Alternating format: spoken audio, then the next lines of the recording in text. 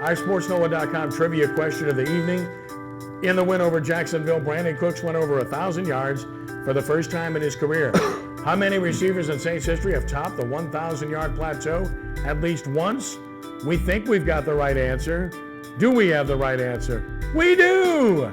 10 is correct, but I'm aghast. We see a name up there we did not have. Willie Jackson. We had Floyd Turner instead of Willie Jackson, but we got the other 9 right, so that's pretty good. Well done, guys. Danny Abramowitz, by the way, led the NFL in receiving early on in Saints history. Beginning of the franchise, he was really good, and there were some really good receivers since then who have achieved this mark. Congratulations to Brandon Cooks. He could well do it again, and that list could grow to 11, as we mentioned, if Willie Snead gets 51 yards receiving at Atlanta.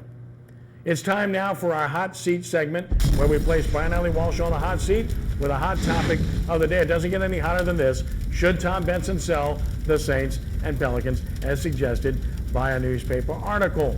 A front page piece at that. Brian, the floor is yours. Thank you, Dr. Trahan. Always a pleasure. First off, I know Jeff Duncan real well, the author of this article for the Times-Picayune, NOLA.com. And I understand where Jeff is coming from. I applaud him for taking a stand. Not everybody is going to make that kind of stand in this city. So, Jeff, I applaud you for doing that.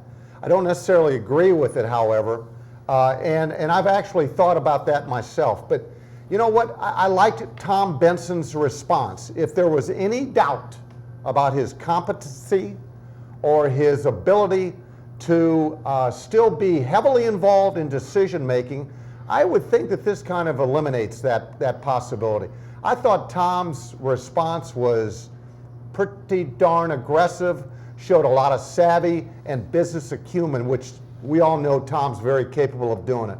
And I'll tell you what, I liked it for this, is I still think there's more to say as this offseason begins and as we go through in the coming weeks, but he has at least answered a big question about his involvement, not only with the Saints, but with the Pelicans franchise.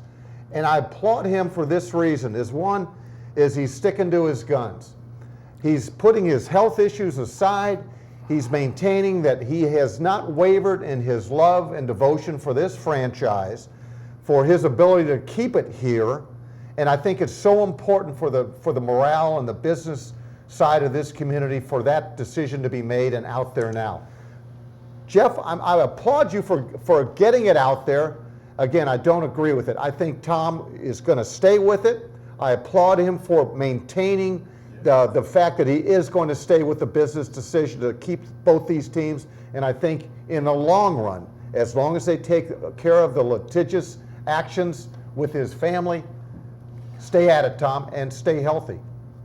Well, you look at the whole situation as, Mr. Benson got 2 franchises, and, anytime, you're over something, you make all the decisions. And I think that, it was a franchise that he got the right to make the decision what he want to do. So you never, understand how people question somebody who owns something, you know what I mean? So my thing is, I know that Mr. Benson going to try to do the right thing to get a champion back, and that's more bothering him than anything to see how low his organization then went down. So I know he's going to do all he can to try to get back on top, and I think that's the way he at right now, worrying about getting back on top. Should he sell them? No, he shouldn't sell the team. I mean, why sell the team? I mean, you own the team. And just like I said in my Hall of Fame speech, I think that he's a Hall of Fame owner. So I think that he needs to keep pushing and try to see can he get another championship. Well, I tell you what, I agree. And the idea that if when he passes, that it's going to go to his wife, Gail. Both clubs will go to her receivership. And that's good.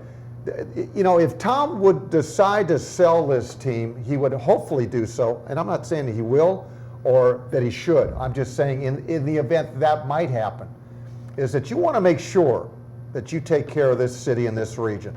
If you do sell it, you want to make sure that it stays, all right? And that's paramount to that. And I think if that ever came to fruition, Tom would make sure of that. But look, he's not worried about his legacy. At least he says he isn't. But these teams are his legacy. They are truly his legacy. In a word, no.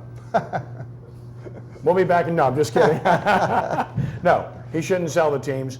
This is his baby. All they've done is embolden him, and I say they, and that would be, of course, the source of the story, the Times-Picayune. And I have enormous respect for Jeff Duncan. In fact, I consider him a friend and a very good journalist, and I think the thought is well thought out, and I think the thought is reasonable, considering the family feud that continues as we speak. But Tom Benson is never going to back down from a fight. Never. And all this is going to do is embolden him and make him even stronger in his case to make sure that he prevails with his desire in the long run, which is to keep these franchises and to make sure that they stay in his family, which at this point means his wife, Gail, and trusting her with what is to happen moving forward. Should there be changes in organizations? Absolutely. And I think that's going to happen because part of the inference was that, man, these franchises are falling on hard times, they're not doing anything, and so forth and so on. That's true. But at the same time, changes can be made to try to affect change on a positive note in each particular instance. And again, we're talking about two franchises, not just the Saints, but the Pelicans as well. I fully suspect that change is going to come. And I thought Benson's response was spot on because he really nailed the Times-Picayune because they've cut personnel dramatically in this marketplace. They've taken their operation out of this marketplace. They were never owned by this marketplace to begin with. And of course, they reduced the publication of their daily. Not a shot at them, just stating fact here. And Tom Benson did at least propose to purchase that entity, which would have kept it local and may have saved jobs. Didn't happen. And then, of course, with the subsidies and such that he cited the inaccuracies, you have to side with him and understand that he knows what he's talking about in this particular instance. The answer is no. Keep the teams and do the best you can to help make them winners to protect your legacy on a long-term basis. Back to talk college sports in just a moment on Sports NOLA TV.